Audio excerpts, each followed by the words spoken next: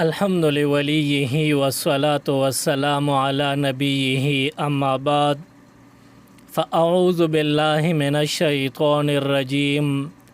बिस्मिल्लाहिर रहमानिर रहीम अलिफ लाम मीम ज़ालिकल किताबु ला रैब फ़ीहि हुदल लिल मुत्तक़ीन सदक़ल्लाहुल अज़ीम। ज़मा काबिल क़दर काबिल एहतराम मशरानो कशरानो रुणो او د خپلو کورونو په چار دیوارو دننه ناستو پرده نشینو خویندو میندو قرآن عظیم و شان د تمام انسانیت د رشد و هدایت د پارا الله رب العالمین دنیا ته را لېږلی دی. زمونږ او ستاسو د پارا الله رب العالمین د هدایت یو کتاب قرآن پاک را لېږلی دی. قرآن پاک تلاوت کولو باندې الله تعالی راضی کیږي او خوشحالیږي او د قرآن پاک په مطلب باندې ځان پویول دا د مسلمان شیوه ده. قرآن د الله پاک د احکامو کتاب دی او خاص کر د مؤمنانو په نوم باندې دنیا ته الله رب العالمین را لېږلی دی. په دنیا کې د یو انسان چې بل انسان سره محبت وي نو دی د خپل محبت دی ته مجبور کی چې دی د خپل محبوب د لاس لیکل خط هغه د روزې سوسو کرتی ګوري او کدی نه پوهیږي نو په هغې ځان پوه کی او چې په هغه د محبوب د لاس خط راشي دی په هغې کې څه لیکلي په هغې باندې په منوعن په زور زیرو په ټکی ټکی ځان پوهی او په هغې باندې عمل کوي او د محبوب د طرف نه چې کم خط کې څه لیکلی شوي احکام او پیغامات وي په هغې باندې چې دی عمل کوي نو په دی باندې د ته دلی سکون آرام و راحت رسیږي.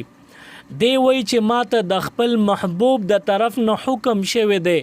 نو یو خو په شوق سره په هغې عمل کوما او بیا چې کله د محبوب په خبرو عمل وکي دی په هغې باندې بیا آرام او سکون محسوسوي.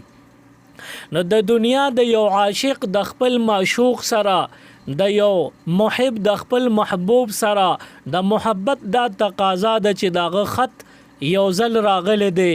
زوړ شي او دی هغه خط ضایع کوي نه او یو ځل ته د مطلب واغشته خو دی روزانه هغه راخلي او چې په هغې کې څه خبرې په هغې باندې عمل هم کوي او چې عمل پې وکړي په هغې کې د ته سکون هم میلاویږي. نو داسې دا قرآن پاک دا زمونږ د الله رب العالمین د طرف نه مونږ او تاسو ته الله تعالی را لېږلی دی او مونږ وایو چې مونږ الله سره مینه محبت لرو او الله تعالی دا کم کلام را لېږلی دی نو دا مونږ ته را لېږلی شوی دی. نو د محبت تقاضا دا ده چې مونږ روزانه قرآن پاک راخلو او چې قرآن پاک راخلی تلاوت به کو روزانه به ګورو ځکه دا د الله چې زمونږ محبوب او معشوق دی د الله کلام او کتاب دی او دویم دا چې په دې کلام به مونږ ځان پوهه کو چې په دې کې الله تعالی زمونږ نه څه مطالبه کړی ده چې په هغې باندې هم مونږ عمل وکړو. نو قرآن پاک دا د دې انسان د هدایت د پاره د الله د محبت ډکې خبرې دي الله تعالی را لېږلی دي او مونږ او تاسو ته را کړي دي. بیا انسان که د خپل محبوب په راغلی خط باندې په خپله انپړ دی نه پوهیږي نو دی بیا دغه خط پړ خلکو ته اوخیارو خلکو ته یوسی او وته ورکی چې په دې خط باندې مې پوهه کا زما معشوق او محبوب ما نس مطالبه کوي. دې اوخیارو خلکو ته زی قابل او پړې لیکې خلکو ته کینی وی ما ته دا خط پړاو کا دې کې ما نسو غوستی دي. نو موږ او تاسو د الله په کلام باندې روزانه نظر بساتو خو که نه پوهېدو نو بیا به چې کم خلک په قرآن پوهېږي هغوی ته به کینو او د هغې نه به قرآن زده کوو او دا به زده کوو چې دې کې الله تعالی ما نه څه غواړي ما ته څه ویل غواړي. نو تاسو بوای چې زمونږ نننی عنوان هغه د سیدنا عمر فاروق رضی الله عنه په باره کې دی نو د قرآن سره د دې عنوان خپل منځ کې سم مناسبت دی نو عمدق اصل پوینټ دی چې مونږ کله په قرآن باندې پوه شو الله تعالی فرمایي ذالک الکتاب لا ریب فیه قرآن پاک هغه کتاب دی چې په دې کې شک شبه د سره نشتا هدل للمتقین او دا هدایت د نیکوکارو خلکو د پاره هغه خلک چې قرآن باندې پوهیږي هغوی ته په دې کې هدایت دی حضرت عمر فاروق رضی الله تعالی عنہ لا مسلمان شوی نو خو دنیا ته چې کله الله تعالی کلام را لېږلی دی نو د هدایت ډک کتاب را لېږلی دی دا که کافر ووري نو هم په هغه باندې دا اثر به کوي چې دی به اسلام ته راغب کوي مایله کوي عمر فاروق رضی الله تعالی عنہ لا مسلمان شوی نه دی عمر 33 کاله و په دقه وخت کې حضور علیه الصلاۃ والسلام پټ د اسلام دعوت او پرچار کو او یو کم سلويخ مرګري ځان سره تیار کړیو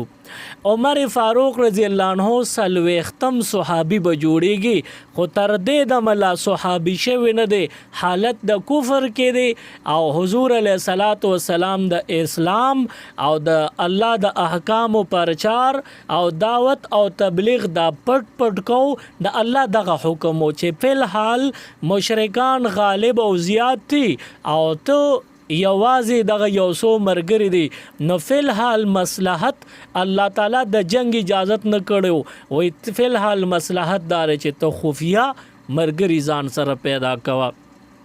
ناسی یو وړوکی شان غر ډیره کې و د هغې د پاسه یو صحابي اوسېده کور یو د هغه صحابي نوم د حضرت ارقم رضی الله تعالی عنه نو دغه کور ته ویل شي دار ارقم کور د حضرت ارقم رضی الله عنه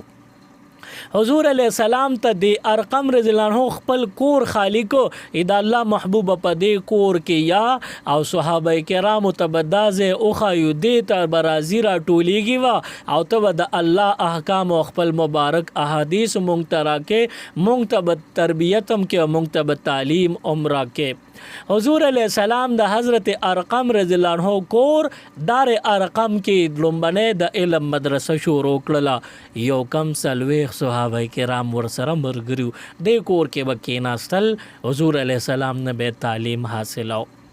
الته مشرکان په دې پریشان دي چې حضور علیہ السلام د نبوت دعوه وکړه مونږ اسمونوي بیا یو وخت دا سراغه چې حضور علیہ السلام زمونږ چې کم بوتان او خدایان دی هغه ته بد اوي او ناحق او باطل یې ورته اوي نو مونږ خو په دې چپ نشو پاتې کېده خو چلو په دې بم خاموش اوس ځان له مرګري زیاتې ځان له مرګري پیدا کړی دي نو له حضور علیہ السلام سره مخنیوي پکار دی نو مشرکانو یو میټینګ کال کو یو میټینګ مقرر او منعقد کو چې مونږ به ټول مشرکان راجم شو او د یو بل په صلاح او په مشوره باندې د پیغمبر علی السلام سره مخنیوي به وکړو ځکه تیزه سره دین خوريږي او مرګري پیدا کیږي خلک مرګري کیږي نو د دې خو سنا سره مخنیوي پکار دی نو مشرکان را ټول شو ابو جهل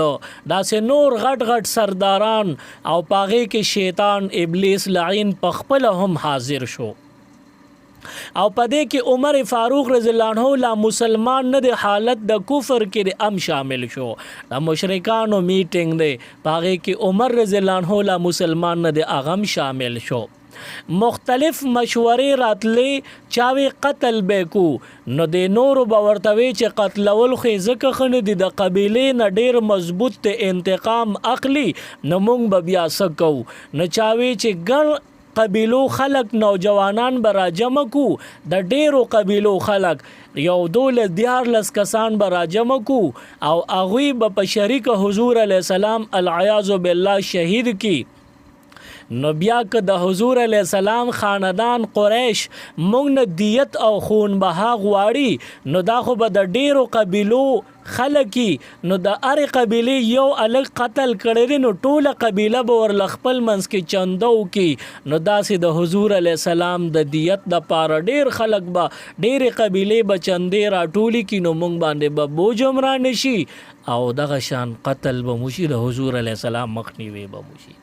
په دې باندې هم د چا سلا را نغلله آخر کې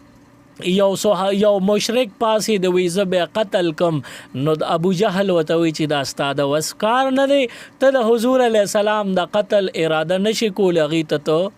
ضرر نشي رسوله نو په دغه وخت کې عمر پاسې د لا مسلمان نه دی او تورې راو وستا ویزه د حضور علیه السلام یادو دا غوي قتل پسې زم العیاذ بالله عمر پشا باندې ابو جهل ټپي ابو جهل وتوي شابسه دا کار ستانه خالی نه دی استاد وسدا دا بل ایسو کم نشي کول یو ستا په وس کې شتا ته قتلول شو دا انجام ته رسول شي نو عمر تور رسته دا او د دې ځای روان شو او کافرانو اولېګو او پښیو ټپوي د حضور قتل بتکه کفارو ته ویل دی عمر ورتوي دې ځای نه خوځه عمل لګ سات کې زر اعظم او د حضور علیه السلام سر مبارک په توره کټ کوم تاسو وړاندې پیش کوم بس هم دلته یې چرته زما عمر فاروق رضی الله عنه لا مسلمان نه دی او د کفر شرک په حالت کې دی ډیر زور اور او ډیر طاقتور دی څوک سرداران هم جرأت نشي کولی چې د عمر فاروق رضی الله عنه مخې لراشي که مسلمان دی نو هم که کافر دی نو هم څوک جرأت مخې ته تیرېدوم نشي کولی نن عمر راغلی دی تورې راوستې ده او روان دی د حضور قتل پسې خو د الله دا مرضی نه وه الله تعالی هدایت ورکول غوستل نو پلار تیرې د نه یو صحابي مخې له ورغې نو دغه وخت کې صحابه کرام خپل اسلام او ایمان پټ ساته خو بیا هم د چم گاوند او علاقې خلک خو نو په یو بل به आवाज کاو نو یو صحابي دی چې عمر رضی الله عنه له مخې له ورغې نو دغه صحابي ته نه تپوس کوي عمر داسې په غوسه روانې چرته ځې نو عمر ورتوي چې د مسلمانانو پیغمبر پسې زم نو دغه صحابي ورتوي چې قتل لذي نو دی ورتوي او قتل لازم نو دغه صحابي ورتوي چې عمر ته خو روانې په خپل خپوزې خو هغه طرف نه بدی بیا خپې کار نه کوي سر بتانه پرې کیږي ځکه د حضور خواله نشیتلې ته دا جرأت نشي کوله کته ډیر طاقتور حضور علی السلام ستاد پاسه زیات طاقتور دی د الله مدد ور سره دی نو عمر غصه دی د صحابي ته وی لکه چې ته مرګري شوی او تم مسلمان شوی نو دغه صحابي ته آو غلطی خو مې نه دی کړی زه مسلمان شوی یما نو بس عمر توره بیا راوویسته او دغه صحابي سره جنگ لګولی دی هغه صحابي په توره باندې جنګیږي عمر یو طرف نه توره چلی بل طرف نه دغه صحابي توره چلی آخر کې جنگ لا روان دی او دغه وخت کې دغه صحابي ورته وی عمره ته چې د حضور علیه السلام روکتام او مخنیوي لځې نه د خپل کور د حال نه خبرې ستا خو خور او اوخې مسلمانان شوي دي نو تم زی د حضور علیہ السلام قتل پسې ستا په خپل کور کې چې اسلام داخل شوی دی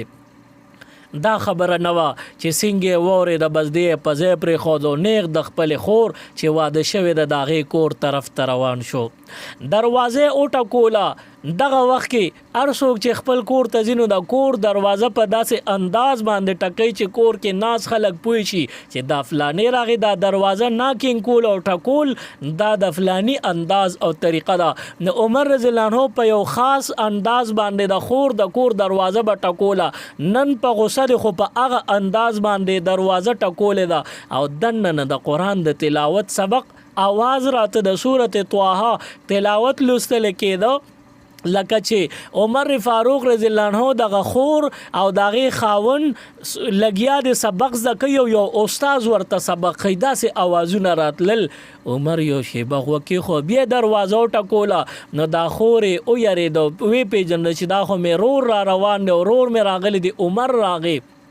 او دی خو به مونږ په پټه مسلمان شو دی خو به مونږ سره اوس جنگ جګړه کوي او سوک سپیړه به کوي نو بس دغه اوخي او دا خورې په برنډه کې پاتې شو او هغه صحابي چې کم ورلقاری راغلی دی دوی ته سبق د قرآن د سورت طه قرائت خو هغه صحابي دننه کمرې ته پټ شوی دی او کمرې ته ننوتی دی په دغه وخت کې د کم صورتونه د صورت طه او یو څو نسخې نورې هغه برنډه کې په بالغ باندې پرتې پاتې شوې تاده کې پاتې شوې هغه قاری صاحب ځان سره دننه کمرې ته یو نړلې شوې نو چې دغه عمر رضی الله عنه خور بی براله د دې خور نوم یې فاطمه بنت خطاب او د دې اوخي نوم یې سعید رضی الله تعالی عنه حضرت سعید رضی الله تعالی عنه نو دا خور رالو د دروازه پرانستله نو عمر غوسه دی په یو لاس کې توره ده او بل لاس یې اوچت کو د خور نه په مخ باندې سپیړه اوویستله خورې را پرېوته بیا راوچته شوله عمر ته وایي چې تا خو زموږ ته اوم نه وې اخر چل څه شوی دی چې تا داسې ډایرکټ سمدستي وال ټکول شروع کړل نو عمر ورته وایي چې دا راته ووایه چې دننه آواز راته دا د سو نو دا فاطمه رضی الله تعالی عنها چې د عمر فاروق رضی الله عنه خور دا ورته وی چې دا مونږ د قرآن د سورت طه تلاوت کو نو دا عمر ورته وی ولې تاسو مسلمانان شوي نو دغه او خیره مخ کې شوي او مونږ مسلمانان شوي خو مونږ خو سبد نه کړي د هر چا خپل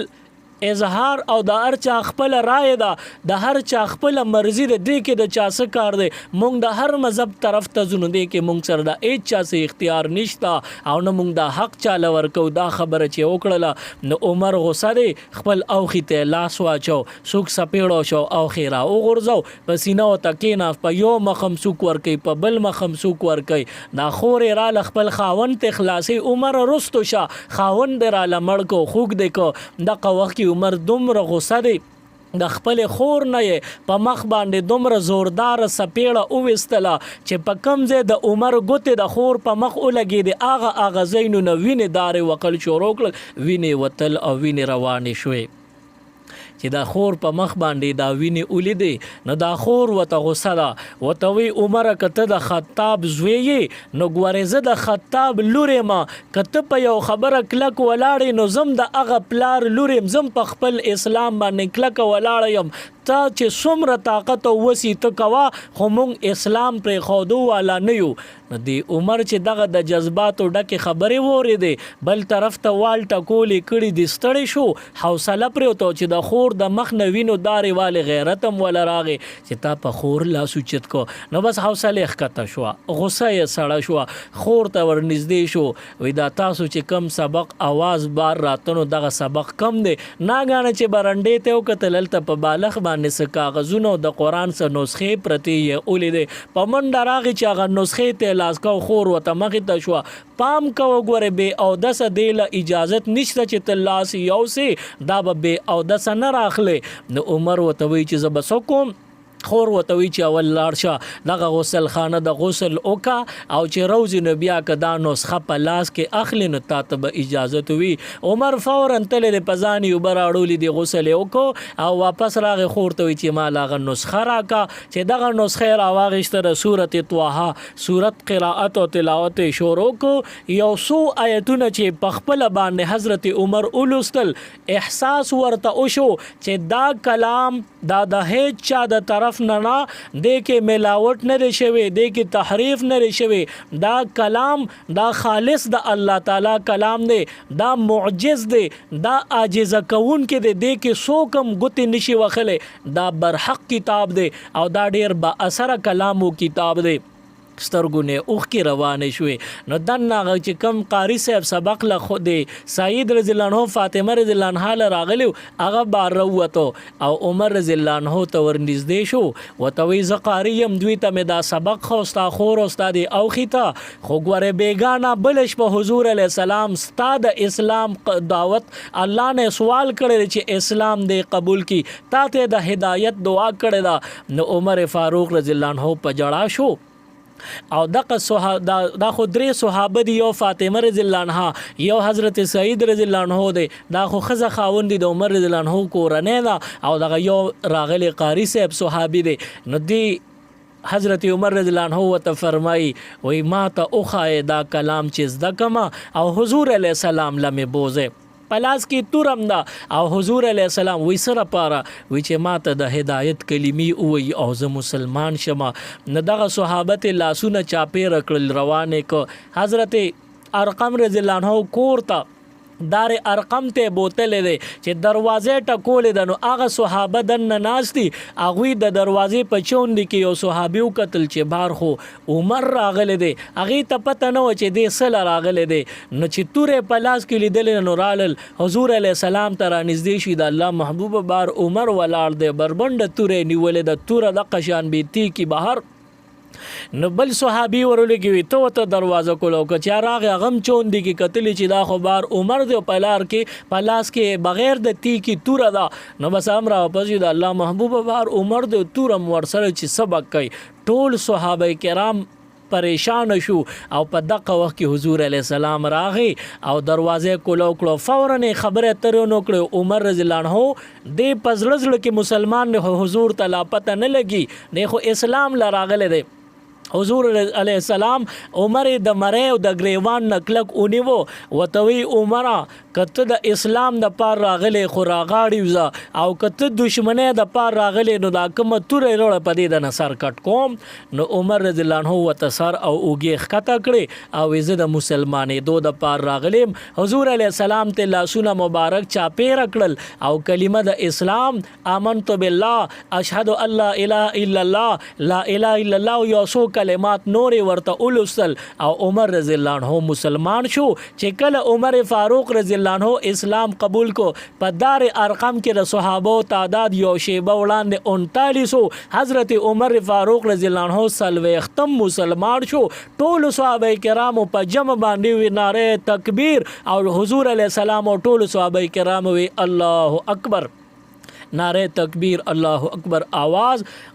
اوچت شو بلند شو او حضرت عمر فاروق رضی الله عنه د مونس پټیم حضور علیه السلام ته د الله محبوبه د پټ پټ مونز ولې کې نو حضور علیه السلام وت فرمایي وی پټ مونز زکه کو چې دا بار مشرکان خبر شي بیا مونږ ته د مونس په دورانیه کې zarar را کوي نو عمر فاروق رضی الله عنه لګه شی به مخ کې په یو حالت او اوس په بل حالت تورې راوستا او لاړ هغه کونسل حال ته هغه میټینګ حال ته کم کې مشرکان په دې انتظار ناس دي چې اوس به عمر د حضور علیه السلام سر مبارک کټ کړي مونږ ته پیش کړي اق زیت لاړ بربند تورې نیولې دا او بیا په غصه او په غضب او په جذباتو کې دی او عمر فاروق رضی الله عنه دغه میټینګ حال تر نه وته ټول مشرکان په دې تم دي چې زموږ مراد به پوره کړی وي عمر رضی الله عنه تورا تو کړلا او ټول مشرکانو ته وی چې زلاړم د حضور علی السلام په جولې کې ماته زې ملو شو او زه دا وی مرګر شوم کلمه د اسلام می ویل دا خدا یاد ساته چې کم سردار او کم مشرک حضور علیہ السلام ته zarar ورسو نو دا به ما ته zarar را رسولي او تاسو ته د عمر پته لګيږي نو چې حضور علیہ السلام ته څوک zarar رسي نو زب مخله راځم او زب بیا تاسو نه تپوس کوم نو که څوک زما مخله راتلو جرأت کولی شي نو اوس را لراشه زګوري صحابي جوړ شوم د حضور علیہ السلام رستيال او ملګری جوړ شوی ما د دې پوجا کم مشرک او کم سردار خپل بچی یتیمان کول غواړي خزي کونډه کول غواړي مېندې بورول غواړي ناغوی د عمر د تورې مخله راشي ټول مشرکان او یریدل او ایس حل ورسره نو چې عمر مسلمان شو نو اوس به مونږ سکول شو اوس خود د جواب مونږ نه یو حضور علیه السلام دومره خوشاله دي یو ځلې ورته او فرمایل عمره ستا په وجه اسلام ته څومره طاقت رسیدلې ده ستا په وجه اسلام مضبوط شوی دی د عمر فاروق رضی الله عنه عاجزانه انداز ته ګوره حضور علیه السلام ته مخ مبارک راوړو د الله محبوب د اسلام په وجه عمر مضبوط شوی دی د عمر په وجه اسلام نه د اسلام په وجه عمر مضبوط شو نو د دینه معلومه شو چې عمر فاروق رضی الله عنه تاسو به چې زموږ ټاپک او نننې عنوان د قران په باره کې دی او مکه خبره لبرا شو چې په قران باندې حضرت عمر فاروق رضی الله عنه پیدو چا ورته دعوت د اسلام نه دی ورکړی. عمر فاروق رضی الله عنه قرآن لستی شو او اهل زبان دی، لینګویج داغه عربي وا او قرآن هم په عربي زبان کې نازل شوی دی. نو عمر فاروق رضی الله عنه کې دوه خبرې وي، یو خو قرآن تلاوت یې کولی شو، عربي لوستل شو، او بل د قرآن په مطلب او په معنا باندې پوهېدل ورته اسانو، ځکه قرآن عربي ده او عمر هم عربي دی. نو په دې وجه باندې قرآن یې ولوستو، نو یو فایده شو، قرآن باندې پوه شو، نو بل دا فایده شو چې اسلام غوندې عظیم دولت ورته نصیب شو چې مشرک او د زمانه کافر په قرآن باندې نظر وکي او قرآن تلاوت وکي او په صحیح معنو کې دې په دې باندې پوه شو، نو بیا اسلام دته راتلل او دته هدایت ورکول د الله کار دی. بیا فوراً د قرآن اثر بدای چې دته به ایمان غوندې عظیم دولت نصیب کیږي. لکه عمر رضی الله عنه د حضور سر مبارک پسې راغلی دی، خو الته ورته څه ملو شو؟ هدایت ورته ملو شو او کمال او برکت دسو. یو خو د حضور دعا وا چې 2 شپې وړاندې دعا کړې ده چې مال عمر په جولې کې واچوا، او یو د قرآن د تلاوت چل ورته قرآنی لستی شو، او بل په قرآن پیدنو دا درې خبرې په عمر رضی الله عنه کې وی. د دې په وجه الله پاک د سنس جوړ کړل، د کم ځای نه کم ځای ته ورسېد. نو بس اوس به موږ په دې خبرو عمل کو، نظر به پې ساتو. نمبر 1، موږ به د نیکانو خلکو دعاګانې اخلو چې مونږ ته د نیکه او د هدایت دعاګانې وکي. نیکانو نه د والدینو نه به مونږ دعا اخلو چې مونږ ته دعا کوي چې استقامت په دین الله راکړي. نمبر 2، د قرآن تلاوت به خامخا کو. نمبر 3، د قرآن په معنا او په مفهوم باندې په ترجمه باندې بزان پوهه کو. نو بیا مونږ ته خامخا د دې دریو خبرو په برکت باندې الله تعالی نیغ لار به نصیب کوي، د گمراهۍ نه مونږ ته نجات الله تعالی برا کوي. عمر فاروق رضی الله عنه د حضور علیه السلام په دور کې د اسلام خدمت کړی دی، فتوحات حاصل کړی دي. د صدیق اکبر رضی الله عنه دور خلافت کې ډیر خدمت کړی دی، د اسلام پرچار کړی دی. او بیا په خپل دور کې د عمر فاروق رضی الله عنه خلیفہ ثانی دی، دویم خلیفہ دی، خلفای راشدینو کې دویم نمبر دی. او په لسو صحابه کرام کوم ته چې 10 مبشره ویل شي په هغه کې هم دویم نمبر دی چې دا جنتی دی. نو حضور علیه الصلاۃ والسلام برکت په حضرت صدیق اکبر رضی الله عنه، بیا ورپسې په عمر فاروق رضی الله عنه دی. یو دور داسې راغی چې د عمر فاروق رضی الله عنه دورانو داغي حکومتو 22 लाख مربع میل باندې حضرت عمر فاروق رضی الله عنه حکمرانی کړی دا. په خپل حکمرانی کې انصاف یې قائم کړی دی، عدل او انصاف نظام یې قائم کړی دی، او متعارف کړی دی، اسلامی نظام متعارف کړی دی، عدالتونه او دغه شان فوجي پهریه متعارف کړی دي. عمر فاروق رضی الله عنه ډیر لوی عملی نمونه پیش کړی د امت ته، تمام کائنات داغي د مثال راوړو نه عجز پاتې شوی دي. عمر فاروق رضی الله عنه په یو لار باندې تیرېده. دا خبره ډیر د اسلام نه ډیر زمانه بعد په خپل دور خلافت کې په یو لار باندې تیرېده. او دغه وخت کې یو مجوسی دی غالبا او یا د ایران سو غلامو په جنگ کې قیدی شوی او دلته چاته ملو شوی دی. نو هغه غلام عمر رضی الله عنه ته پاسې دو او عمر ته وی چې عمر رضی الله عنه ته خو ډیر د عدل او د انصاف پې کړي، ته خو ډیر عدل او انصاف قائمون کې، ما سره انصاف وکا او زما د مالک ته زما سفارش وکړه چې ما سره انصاف کوي، وی تا سره ظلم کیږي. نو دغه ایرانی ظالم غلام ورته وی چې ما سره ظلم کیږي. وی څه ظلم؟ وی ګوره زه د خپل مالک غلام یما، ما باندې کار کوي او پیسې را لګي را کوي، زونه پیسې در کوي. وی زه ترکان یما، زه دا فلانی سیز جوړول شم او زما ډیره ښه کاریګری ده او چرچا ده، د هغې باوجود ماله پیسې لږې را کوي. عمر رضی الله عنه ته تپوس کوي څونه پیسې در کوي؟ دی ورته وی ما خاص مقدار یاد کوي دونه را کوي. نو په دغه وخت کې د رواج مطابق چې کومه مزدوري به غلام له چا ورکوله د هغې نه هم دا مالک زیاتې ورکولې. نو عمر رضی الله عنه ته تا ته چې دا کم اجرت ملاویږي دا خو لږ نه دی، ته په دې ولې خفه او ناشکره دا خو دې د نورو خلکو نه تعالی ښه ګوري تا ته ښه پیسې او مزدوري راکړي ته ولې نه دې ډېر غصه شو د غلام په زړه کې واچول چې خط عمر هم زما طرفداري نه کې په زړه کې واچول خو امیر المؤمنین دی نو اوس ورسره څه کولی شي نو اوس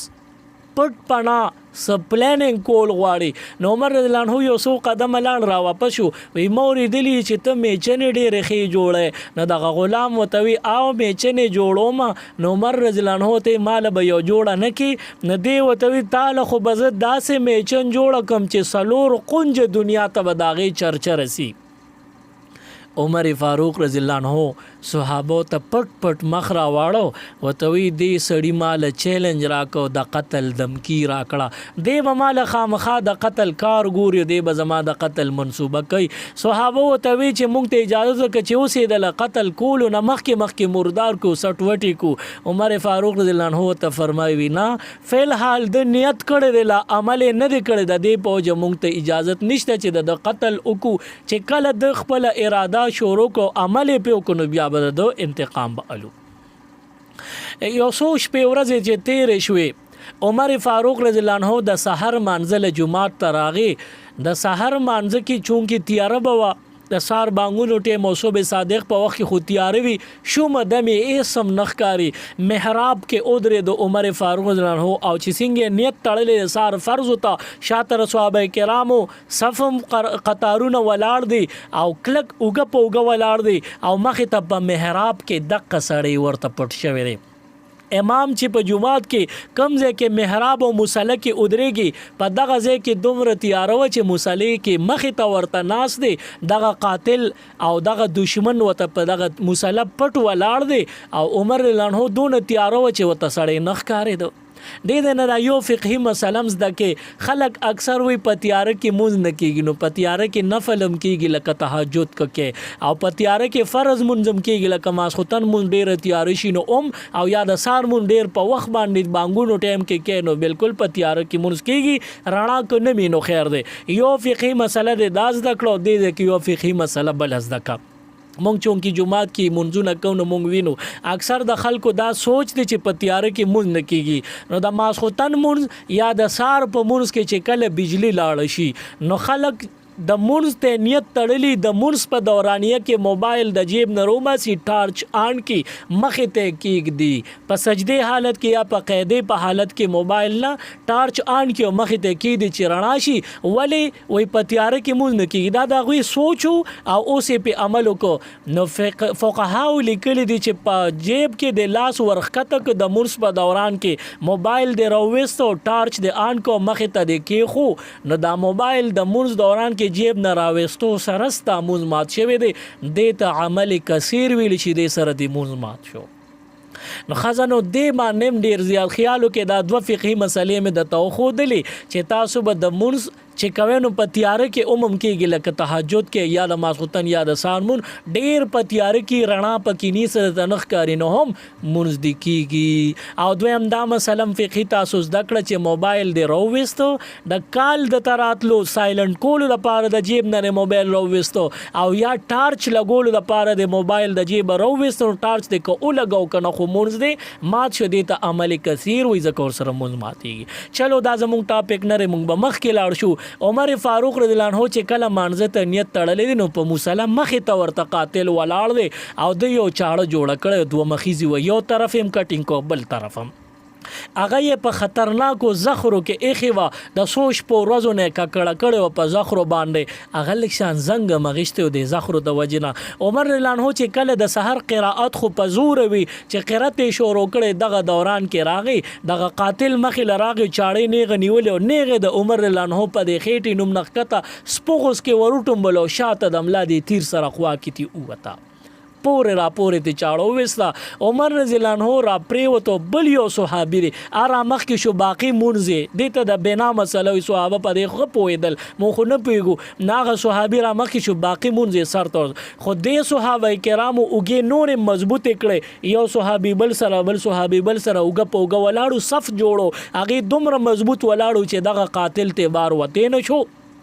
نو دې ځای کې دا فقهي مسله هم زده کې چې مقتدیان جماعت کې صفونو کې ولاړې نو یو بل نه منځ کې فاصلې مه پیدا کوئ. حدیث شریف کې راغلی دی اوږه په اوږه یعنې جوخ جوخ ودرېږئ، دومره جوخ نه چې یو بل ته تکلیف وي، خو نږدې ودرېږئ چې منځ کې پکې د تلو راتلو ګیپ او فاصله پاتې نه شي. ګنې په دې کې شیطان راځي ودرېږي نو یو خوا د دې یو مؤمن مسلمان بل خوا د دې بل مؤمن مسلمان نفرت خپل منځ کې پیدا کوي. نو جماعت کې اوږه په اوږه ودرېږئ. لکه حضرت عمر رضی الله عنه باندې چې کله قاتلانه حمله شو 26 ذوالحجه د لوی اختر د میاشتې 28 تاریخ د سار د مونځ جمع ولاړو ټیمو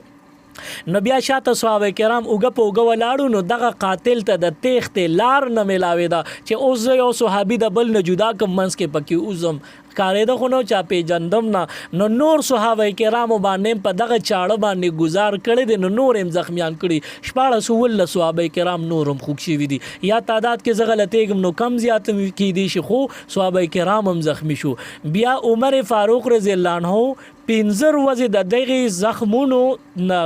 بیمار پروتو